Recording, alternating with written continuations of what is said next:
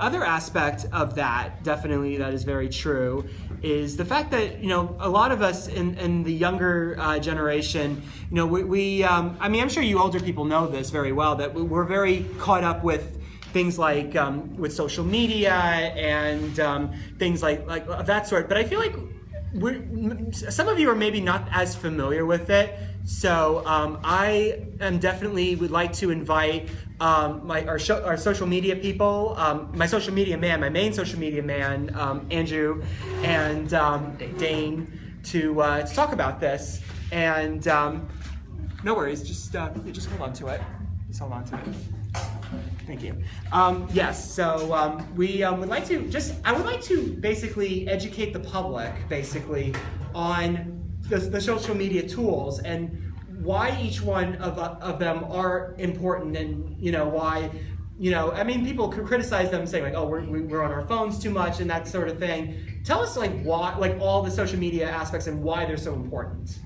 So I'll start off with the Instagram. The Instagram is Halftime Howie LB. Halftime Howie LB. Yes. That's the Instagram. And what Instagram really does is it brightens up your mood. I remember when I came home after school, got a bad test grade, I just scroll on Instagram. People post funny pictures.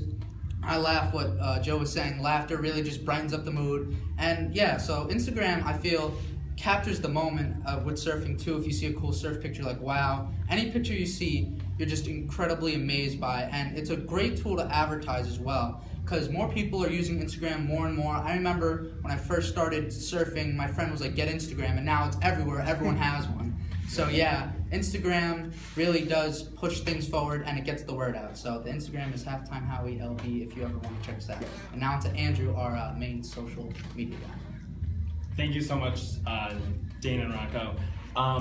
Since coming to the show earlier this year, I was brought on to help work on social media, and I think it's just had a positive impact on the show, and it has a more positive impact on people's lives in general, piggybacking onto what Rocco said about what younger generations and what younger people are now interested in, especially millennials. Instagram is their go-to network, pretty much. As Dane just said, yes. You could have your day brightened up by a picture and just post it, and people can respond to you, people can like it, they'll comment, and that's just all from posting a picture.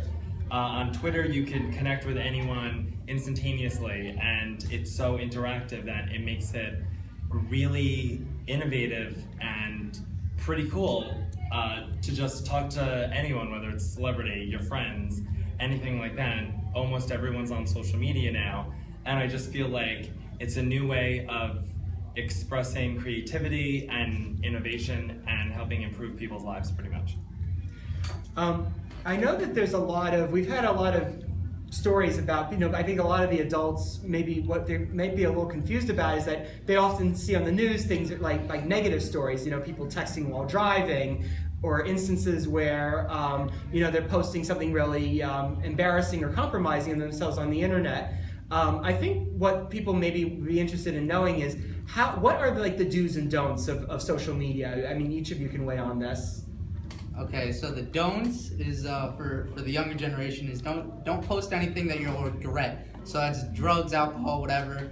Just, you can post an embarrassing picture of your friend, but if it just involves illegal substances, anything bad, don't do it. The do's. You may post an embarrassing picture. Yeah, it's hysterical, and I would totally do that. But, there's a limit, and your do's is post your everyday life. Let people know what you want to do, but have a certain limit where it's unacceptable. So now I can say, Andrew, what the do's and don'ts are. Thank you so much, Dane. I totally agree with that. Never post something that you wouldn't be proud of, pretty much. If you're going to post something embarrassing, just like you said, like you might regret later, maybe you should just think twice before hitting post or tweet or anything like that, or Instagramming, because it will come back to haunt you later, and you'll want to think about having posted it in the first place. I would definitely say try and stay away from expletives and cursing. It just doesn't really look right. It's not really professional. It's not something that you should really do on social media, because social media, I think, is extending the conversation online, and it just happens to be through a social network. And you should really just try and act appropriate age appropriate and with some form of decorum, like you would in real life, because I think social media networks are an extension of that, so I would harp on that. I would say also the don'ts are, don't necessarily post too much, don't use social media as such a journal or a diary, anything you maybe want to rant about, and I would definitely try and keep some things private, some things to yourself. There are some moments that are too sacred to be on social media, and I think that pretty much sums up.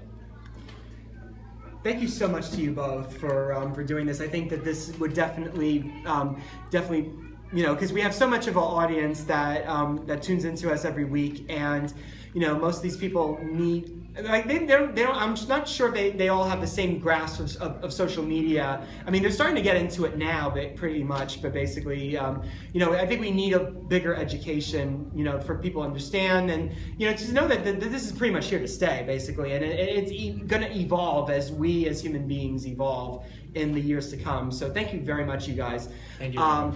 I am going to now go to our final break this evening. I'm going to have Andrew and Dane stick around for our final segment. We're going to talk about it's going to be into my commentary tonight. It's an important subject near and dear to my heart, so definitely tune in. This is Broadcasting on the Beach with Halftime Howie. I'm Rocco Passafuime, and you're listening to Long Island's first and oldest radio station, AM 1240, WGBB.